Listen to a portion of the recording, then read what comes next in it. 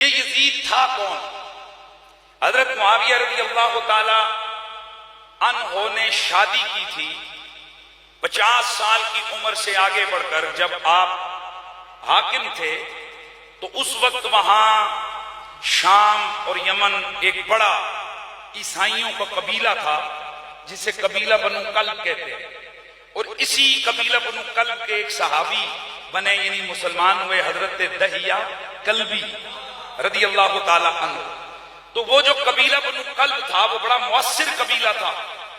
حضرت معاویہ نے سیاسی حالات کو سلجھانے کے لیے، اس وقت حکمران اس قسم کی تدبیریں اختیار کرتے تھے کہ شادی کسی بڑے خاندان سے کر لی تاکہ نظام حکومت میں کوئی خلل نہ آئے.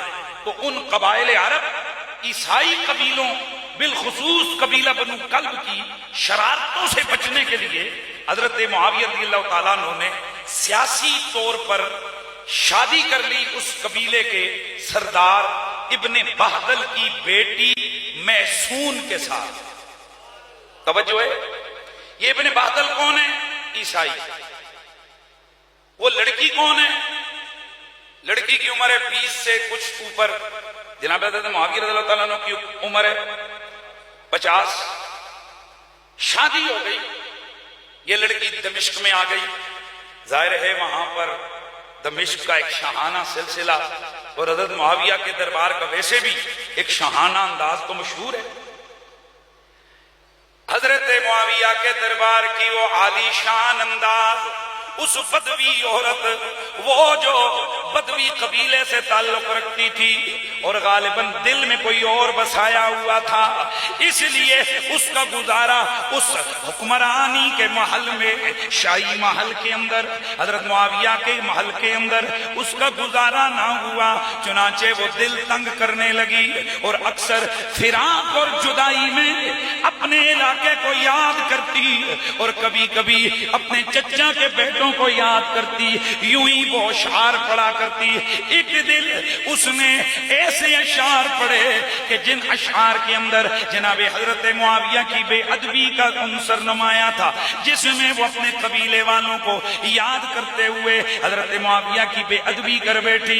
اس نے وہ اشعار پڑھے جو تاریخ کے اوراق میں مرقوم میں ایک دو نہیں درجنوں کتابوں میں وہ اشعار موجود ہیں. چونکہ میرا مقصود نہیں ورنہ میں وہ سارے اشعار پڑھتا، چونکہ ان میں ایک بے ادبی اور توہین کا پہلو ہے، لہذا میں اتنا ہی بتاتا ہوں کہ اس نے بے ادبی کے اشعار پڑھے. حضرت معاویہ نے ان اشعار کو خود سنا، پھر اس کے بعد ان کی لونڈی نے بھی انہیں خبر دی کہ یہ جو محسون ہے یہ روز رات کو چاند کو دیکھ دیکھ کے اشعار پڑھتی ہے جس کے اندر آپ کے خلاف اشعار ہوتے ہیں، اور اپنے قبیلے کے ماحول کو، کبھی ان کٹیوں کو، کبھی اپنے قبیلے کے ان صحراؤں کو یاد کرتی ہے. حضرت معاویہ نے جب اپنے کانوں سے اپنی توہین سنی تو آپ نے اس کو طلاق دے دی. بعض روایتوں میں ہے کہ یزید ابھی ابھی پیدا ہوا تھا اور بعض کتابوں میں ہے کہ یزید ابھی پیدا نہیں ہوا. چنانچہ یہ اپنے واپس گھر چلی گئی، وہیں پہ یزید پیدا ہوا.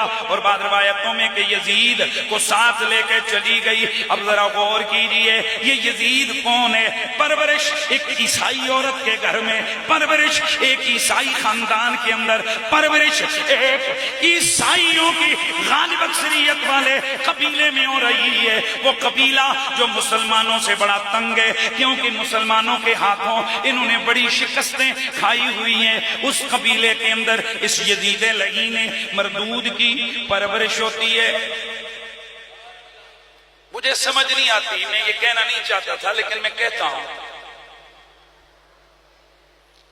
کہ اس محسون نامی عورت سے یار لوگوں کا کیا پیار ہے کہ میں نے کئی لوگوں کو دیکھا کہ انہوں نے اپنی کتابوں کے اندر لکھا کہ وہ بڑی نیک تھی، بڑی پارسا تھی، بڑی فلانی تھی، بڑی ٹمکانی تھی. سوال یہ پیدا ہوتا ہے اس کے قصیدے پڑھ کر آپ نے کیا لینا ہے؟ اب کیا ثابت کرنا چاہتے ہیں؟ ہم نے تو یہی پڑھا عیسائی تھی، آخر دم تک عیسائیت پہ رہی، انہی کے یہاں پلی بڑی وہیں پہ مری. اور کیریکٹر وائز میں اور نہیں کہتا، میں نے آپ کو بتا دیا جو اشعار پڑھے، اب اس نے کیوں پڑھے واللہ عالم، اسی وجہ سے حضرت معاویہ نے اس کو طلاق دے کر اپنے گھر بھیج دیا باپ کے پاس۔ تو ہمیں تو یہی سمجھ آتا ہے کہ یہ جو یزید لعین کے کرتوت ہیں نا، ان کرتوتوں کے پیچھے یہ کوئی چھوٹا سا مسئلہ نہیں ہے کہ بھائی بندہ اٹھے اور چھوٹے چھوٹے بچوں کو بھی قتل کروا دے، مدینے پہ بھی حملہ کروا دے، شراب کی تعریفیں کرے، ام المومنین حضرت عائشہ کی طرف پیغام نکاح بھیجے، یعنی سیدھے سیدھے کافروں والے کام کرے۔ کیسے ہو سکتا ہے؟ میں آپ کو مقدمہ بتا رہا ہوں، ہو سکتا ہے۔ کیوں؟ کہ بھئی اس نے آنکھ کھولی عیسائیوں کے گھر، ہاں کھایا عیسائیوں کے گھر، پیا عیسائیوں کے گھر، جو کچھ زندگی گزاری ابتدائی عیسائیوں کے گھر۔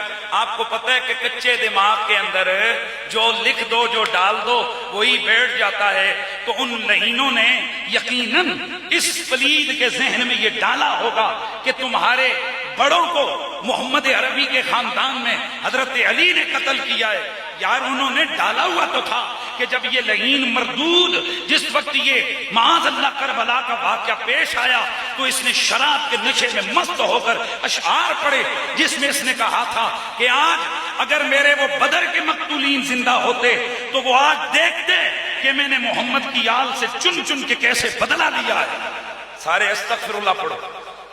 تو یہ مقدمہ بیان کرنا بڑا ضروری ہے، چونکہ آگے چل کر بہت ساری چیزیں ہمارے سامنے بڑی واضح ہونی ہیں۔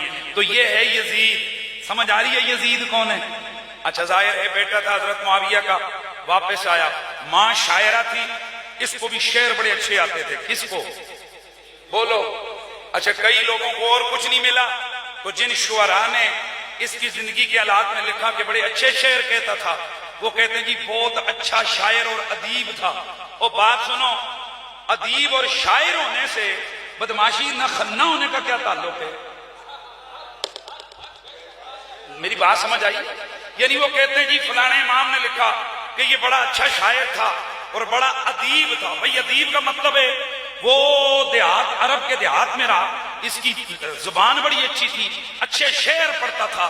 اور اگلی بات نہیں بتائیں گے یہ مردود آپ کو، اس کی ساری شاعری اللہ کی توحید میں نہیں ہے، حضور کی رسالت کی شان میں نہیں ہے، صحابہ اور اہل بیت کی عظمت، قرآن کی حقانیت یا اسلامی شاعر کی عزت پر نہیں ہے۔ اس کی ساری شاعری شراب کی تعریف میں ہے۔ بولو۔ جتنے یہاں محقق لوگ ہیں یہ میری تقریر بعد میں سنیں گے، وہ خود تحقیق کر لیں کہ جو شعراء عرب کے حوالے سے تحقیق کی گئی ہے کہ کس کس شاعر نے کس کس معاملے میں اچھے شعر کہے، تو شراب کی تعریف میں جس شاعر نے سب سے اچھے شعر کہے وہ کون ہے؟ بولو۔ جناب ہم بالکل اس کی ایکوالٹی مانتے ہیں۔ دیکھیں نا جی، جس میں جو کمال ہو۔ وہ ایک دفعہ میں نے ایک بدبخت تھا اس کے بارے میں کہہ دیا، میں نے کہا یار وہ اچھا بولتا ہے، تو کسی نے کہا دیکھیں دیکھیں قریشی صاحب نے بھی تعریف کر دی۔ میں نے کہا بھائی اچھے بولنے سے حق پہ ہونے کا کیا تعلق؟ ایک بندہ کہے جی فلانا کتا بڑا چنگا بھونکتا ہے، تو کیا اس کا یہ مطلب ہے کہ وہ کتے کو حلال کہہ رہا ہے؟ اور بھائی کتے کا حرام ہونا حلال ہونا اور مسئلہ ہے، اس کا چنگا بھونک لینا، اس کا جا کر گدڑ کو چنگی طرح سے پکڑ لینا یا اس کتے کا چنگا شکار کر لینا یہ اور مسئلہ ہے۔ اسی طرح یزید کا شراب کی شان میں شاعری کرنا اور بات ہے، اور اس کتے کا قاتل اہل بیت ہونا اور بات سمجھ آ رہی ہے سب کو؟ یہ کتنی باتیں ہو گئیں؟ 2 باتیں۔ کتنی؟ 2 باتیں۔ کوشش کرتا ہوں جلدی جلدی باتوں کو ختم کروں۔ کتنی باتیں ہو گئیں؟ 2۔ پہلی بات، دوسری بات کہ یہ یزید کا بیک گراؤنڈ کیا ہے۔ اب اس نے یوں ہی عیاشی مکاری میں زندگی گزاری، کبھی لونڈے بازیاں کرتا ہے، میں جو بات کر رہا ہوں بڑی ذمہ داری سے کر رہا ہوں، کبھی شراب پیتا، کبھی اس کو دوسری عادت تھی مفعولیت والی، انگلش میں لفظ گئے استعمال ہوتا ہے، اردو میں نہیں بیان کرتا، ذرا اچھا نہیں لگے گا کانوں میں۔ کیریکٹر سمجھا رہا ہوں،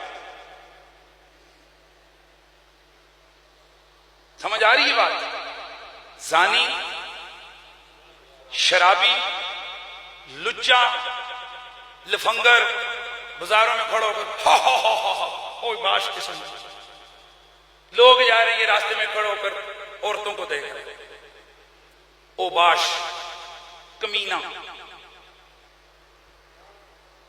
حضرت معاویہ رضی اللہ تعالیٰ عنہ کے انتقال کے بعد حکومت آ گئی اس لچے کے ہاتھ میں، اور اس کی بیعت لے لی گئی زبردستی۔ اس سوال کا جواب دے رہا ہوں کہ اتنا لچا لفنگا تھا تو صحابہ نے بیعت کی کیوں؟ بے شک کئی شریف لوگوں نے، نیک لوگوں نے، صحابہ نے، تابعین نے اس کی بیعت کر لی، لیکن کیسے کی؟ تلوار کے زور پہ، اور اپنی جان بچانے کے لیے ان لوگوں کا تلوار کے زور پہ بیعت کرنا ان کے لیے شرعی نقطہ نظر سے رخصت کا باعث تھا۔ جیسے ایک آدمی بیمار ہو اور وہ روزہ کھائے اس کو رخصت ہے، لیکن اگر بیماری کے باوجود مشقت اٹھا کر روزہ پورا کرے عزیمت ہے، اس کو ڈبل ثواب ملے گا۔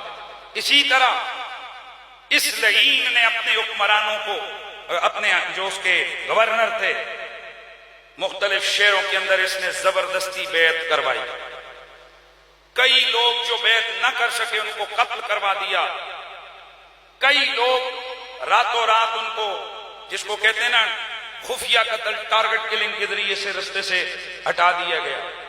چنانچہ انکار کرنے والے لوگوں میں 4 لوگ باقی رہ گئے، عبداللہ بن عمر، عبداللہ بن عباس، عبداللہ بن زبیر اور حسین ابن علی۔ کتنے لوگ؟ 4 لوگ۔